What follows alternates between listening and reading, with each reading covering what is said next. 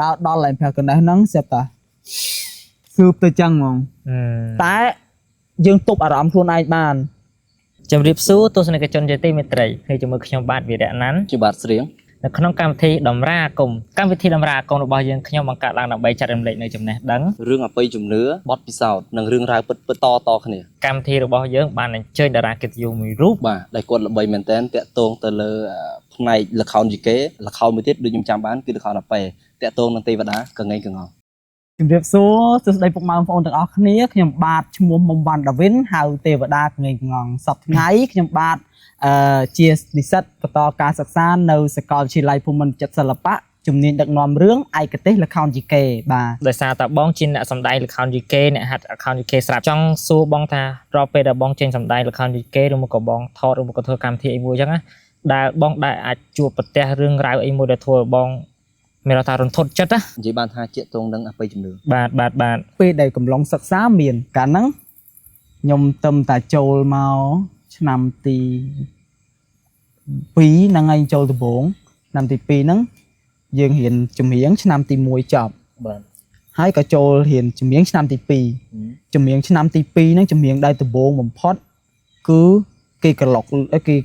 គេផ្ដើមនឹងបទហោមរោងបាទអញ្ចឹងហោមរោងនេះយើងអាចថាយើងចូលចិត្តអានឬមួយក៏ចូលចិត្តច្រៀងដូចចិត្តថា practice ហ្នឹងហើយក៏ហ៊ានយើងទៅហ៊ានហ្មងហើយស្រឡាញ់បត់ហោមរោងហ្នឹងជាងគេជាងឯងបើន័យថារៀនហើយរៀនទៀតខំប្រឹងរៀនហ្មងហ៊ានថ្ងៃមួយគេទៅអង្គុយនៅ boss book គេទៅច្រៀងគ្រប់បត់មានក្នុងសាលាមធ្យមហ្នឹងមាន boss book មួយ boss book ពឹសស្នោកាហើយនិយាយលឺសូរអបិយជំនឿអីច្រើនដែរកន្លែងហ្នឹងមិនពីមុនមកយើងប្រកាន់អីច្រើនអញ្ចឹងណាបែបអញ្ចឹងហើយទៅក៏ខ្ញុំទៅអង្គុយហ្នឹងយើងដូចមិនសូវអីដូចមនុស្សខ្ញុំដូចថាយើងអត់សូវចាប់អារម្មណ៍អីច្រើនយើងអត់សូវចាប់អារម្មណ៍អីច្រើនហ្នឹងហើយបែបថាមនុស្សយើងគិតវិជ្ជមានទាំងអស់គ្រប់បែបមែនទេបងមិនមែនអញ្ចឹងទេមនុស្សខ្ញុំតតែខ្ញុំជួបសិនបានខ្ញុំជឿវាទៅជាអញ្ចឹងវិញណាបងហ្នឹងហើយអញ្ចឹងមិនបងអត់ខ្លាចសុខចិត្តទៅអង្គុយនឹងតែឯងអត់ខ្លាចគេនាំដំបងមិត្តភ្នាក់គ្នាមកក្រុមបាទគេច្រៀងធម្មតាណាគេច្រៀងបទអីគេធម្មតាមិនមែនជាបទហោមរោងធម្មតាសប្បាយអញ្ចឹងទៅគេនាំគ្នាទៅអស់នៅខ្ញុំប្រហែលជានៅគ្នាប្រហែល3នាក់ខ្ញុំនៅឆាអោរណោស្រីខ្មៅកតងខៀវអីយំទៅគឺ full ទាំងអស់ហ្មងសំបីតែបទស្រីខ្មៅដែលគេហាមមិនហាមទេដូចថាគេប្រយ័ត្នជាងគេខ្ញុំយកមកច្រៀងដែរអូអញ្ចឹងសំកាត់បងតិចអញ្ចឹងមានន័យថាតំណងជីគេហ្នឹងក៏មានបទខ្លះតែគេហាមអត់ឲ្យយើងច្រៀងដែរមិនមែនហាមទេបងដូចថាមិនសូវលឺគេធ្វើគេជៀសបានគេជៀសហ្មងអូបែបហ្នឹងហ៎បងអញ្ចឹងវាអាចមានរឿងតមកពីហ្នឹងឧទាហរណ៍ថានៅពេលដែលយើងច្រៀងវាអាចមានបញ្ហាកើតឡើង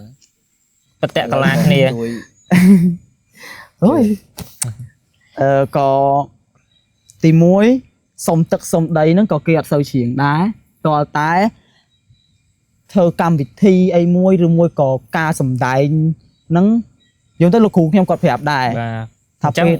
ឡងពេលដែលបងទៅអង្គុយ3នាក់មិត្តភក្តិបងហ្នឹងបងដឹងដែរថាគេហាម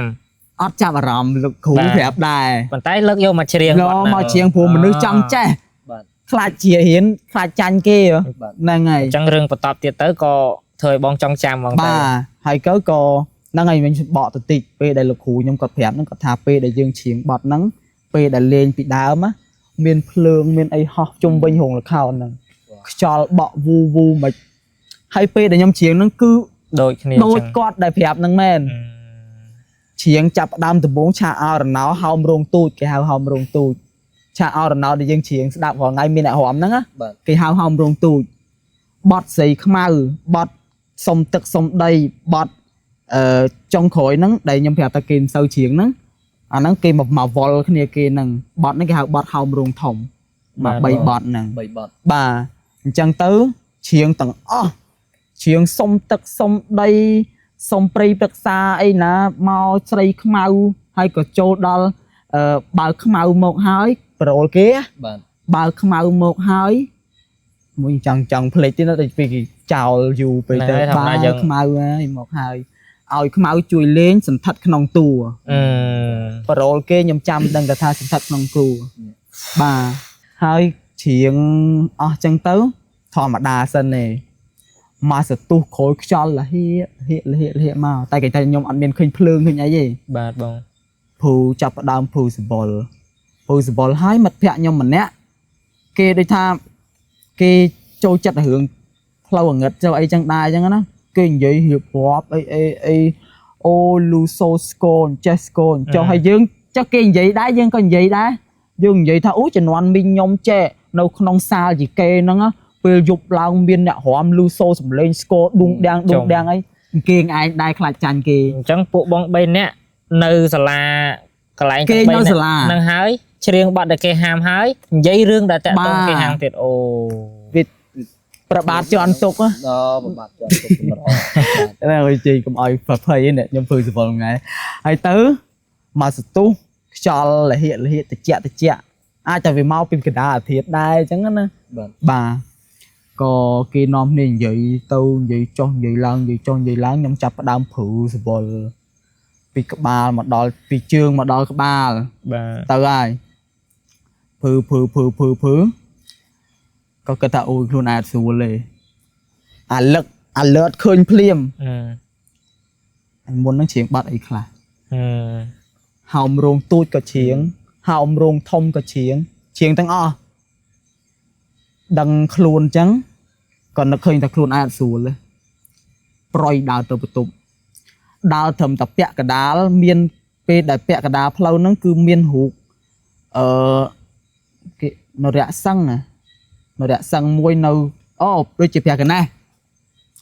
ដល់ឡើងព្រះកណេះហ្នឹងស្រាប់តាស៊ើបទៅចឹងហ្មងតែយើងទប់អារម្មណ៍ខ្លួនឯងបានអត់ដឹងថាមកពីអីប៉ុន្តែគេថាយើងទប់អារម្មណ៍ខ្លួនឯងបាន បាទ ដើរទៅស៊ើបទៅចូលដល់ក្នុងបន្ទប់សវេសវាហោចេះសំណាងយើងមានព្រះមានអីមកតាមខ្លួនដែរមកកញ្ចប់ដាក់នៅលឿនធូងដេកទល់ភ្លឺព្រលឹមឡើងញ័រជើងចេះញ័រ2ថ្ងៃបានបាត់តេតអ៊ំរឿងអ៊ំខ្ញុំអត់ស្រួលនេះយប់មិញច្រៀងចម្រៀងជាងអីចឹងទៅក៏ប្រាប់គាត់តាមនឹងទាំងអស់ចឹងទៅគាត់ទៅរកគ្រូអីមើលចឹងទៅក៏គ្រូគេថាអីគេកំរោលល្មិចទេខ្ញុំមិនដឹង កំរោលចូលមិនទេហ្នឹងហើយកំរោលចូលហ្នឹងហើយក៏គាត់ថាឲ្យទៅស្រោចទឹកចេញទៅស្រោចទៅដល់ហ្នឹងហើយចាប់ពីហ្នឹងទៅក៏ទៅវត្តស្រោចទឹកហើយធ្វើខ្សែកេះស្អីបានធូរមកវិញបាទបែបហ្នឹងបង អញ្ចឹងបានន័យថាចាប់ពីពេលហ្នឹងរហូតដល់ឥឡូវគឺបងដឹងតែហ្មង ដឹងហើយឥឡូវសុំបែឥឡូវហ្នឹងមកនិយាយរឿងហ្នឹងទៀតខ្ញុំព្រឺទៀតហ៎ បាទ នៅពេលដែលអំឡុងពេលចូលមានន័យថាពេលដែលយើងស៊ឺតមកអញ្ចឹងទៅតើពេលហ្នឹងវាធ្ងន់ខ្លួនអត់មានថាធ្ងន់ស្មាធ្ងន់វាដូចថាមានអីមកទុំនៅលើយើងណា ដូចជា មិនទេ វាអត់ដឹងណាដូចវាមកស្រូបអញ្ចឹងទៅដូចខ្លួនឯងដូចមិនដូចខ្លួនឯងហើយរូបរាងយើងផ្សេងយើងខ្លួនឯងអញ្ចឹងដើរចេះតែធំចេះតែដើរទៅរៀងយើងទៅពិបាកបញ្យល់នេះខ្ញុំវាអាចនឹងភ្លេចហ្នឹងតែដឹងថាពេលហ្នឹងខ្ញុំស្រូបប៉ុណ្ណឹងហើយបើដងឌុបទៅរហូតបែបហ្នឹង សិនមុំអាចកៀង បាទទៅសារគាត់មានស្មារតីរឹងមាំទាំងគាត់អាចទប់ខ្លួនឯងបានណាបង បាទយើងបានធ្លាប់ជួបវាថាមិញជួបមួយតើយើងមានអ្វីដែលធ្លាប់ជួបទៀតអាចចែកម្លែកទៅបងប្អូនបាន អូយដើមឈើធំដូចគ្នាទៀតណានិយាយចូលព្រៃនេះចូលព្រៃកលែនណា អូ បាទ ក្នុងកលែន នាំគ្នាមកពីរៀបចំកម្មវិធីចឹងយើងអ្នកស្មូតហើយនឹងរៀបចំកម្មវិធីដែរពេលកាលហ្នឹងណាបាទនាំគ្នាទៅរៀបចំកម្មវិធីគេហៅពយអីគេនេះពយតាឌីអត់មានតាហើយពយទំអីគេនេះនឹងពយអីគេស្មាតោខ្ញុំភ្លេចបាត់ហើយទៅក៏រៀបចំសធរបាយសីហើយត្រឡប់មកវិញ បាទ មកវិញយើងនាំគ្នាមកគេងនៅខេត្តវិញព្រលឹមឡើងចាំយើងមកវិញមកពយនឹងវិញអញ្ចឹងទៅក៏នាំគ្នាដើរបងដែលគាត់ទៅជាមួយខ្ញុំហ្នឹងក៏អាចារ្យដែរហ្នឹងហើយក៏គាត់ដឹងរឿងហៅច្រើនហើយនេះក៏ឲ្យគាត់មើលដែរតែខ្ញុំហែកគាត់ ដូចថាគាត់និយាយរឿងហៅនៅពីភ្នំកលែនហ្នឹងអញ្ចឹងណាបង ก่อสร้างស្ដេចអង្គណាអង្គនេះអង្គនោះអីចឹងទៅនោះ ជីវប្រវត្តិ បាទជីវប្រវត្តិឲ្យស្ដាប់ហើយយើងដើរអញ្ចឹងនៅក្នុងព្រៃអញ្ចឹងចេះនោះមានដើរទៅ បាទ និយាយចុះនិយាយឡើងទៅក៏មានគាត់និយាយរៀងលឺលួសអីច្រើនដែរ បើ អញ្ចឹង ថា ខ្ញុំអត់បាច់និយាយទេដឹងថារៀង លឺលួស បាទ បាទ លឺលួសដូចថារៀងហើយយើងបាទដែរខ្ញុំដូចថាអាចារ្យហ្នឹងគាត់រៀងផ្សេងអញ្ចឹងណាហ្នឹងហើយដូចថាគាត់អាងណាដូចថានេះអាចារ្យដូចអីក៏មិនខ្លាចដែរ យើងអេងមិនសូវខ្លាចដែរប៉ុន្តែ ហ្នឹងហើយ គាត់អត់ខ្លាចមែននឹងដើមហើយអត់ទោស បាទបាទ ក៏គាត់និយាយយើងលឺលួសចឹងទៅពីស្ដាច់នេះស្ដាច់នោះគាត់ថាចេះយើងដឹងហើយស្ដាច់ជំនាន់មុនក៏មានល្អមានអាក្រក់អីដែរចឹងណាបាទក៏និយាយពីស្ដាច់អង្គនេះអង្គនោះអង្គនេះចេះអង្គនោះចុះក៏ហ្នឹងហើយមកស្ទុះដើមវិញព្រៃបាទដល់ដឹងចាក់ដល់ណាក្នុងព្រៃ3នាក់ឲ្យគត់ នៅក្នុងកូលេហ្នឹង ក្នុងកលេនហ្នឹងហើយបើដើរទៅចូលក្នុងព្រៃហិតព្រៃហោងណាទៀតมันនេះហើយនាំគ្នាថ្វាយអង្គមព្រៃគ្រប់គ្នាដើម្បីនឹងកមាទោសនាំគ្នាសូត្រធម៌ដើរសូត្រធម៌ផ្សាយមេត្តាអញ្ចឹងណាបងផ្សាយមេត្តាផងហើយយើងអញខ្ញុំនេះក្នុងចិត្តអូយព្រះអង្គហើយកុំធ្វើបាបកូនចៅឲ្យសុខសប្បាយទាំងអស់គ្នា អញ្ចឹងបានន័យថាពេលដែលបងនិយាយហើយក៏នាំគ្នាភ្ញាក់ខ្លួនវិញពេលដែលរកឃើញ នាំគ្នាអំវិញហ្នឹងបាទខ្ញុំថាមួយថ្ងៃអញ្ចឹង ដើរព្រៃមាត់វែងអញ្ចឹង ហើយម្ចាស់ខ្លួនគាត់គាត់និយាយហ្នឹងក៏គាត់ដឹងខ្លួនវិញដែរ ច្បាស់ជាដឹងហើយ វិញទាំងអស់គ្នា បាទវែងទាំងអស់ អញ្ គ្នា ចឹងក៏គាត់សុំកម្មាទោសវិញ បាទនាំគ្នាដើរផ្សាយមេត្តាក្នុងព្រៃអញ្ចឹងទៅផ្សាយធម៌ព្រះធម៌អីខ្លះអញ្ចឹងណាបងបាទសុំកម្មាទោសម្ចាស់ទឹកម្ចាស់ដីអញ្ចឹងទៅដើរមកស្ទុះដល់ចូលក្នុងភូមិគេនឹងភូមិស្អីគេ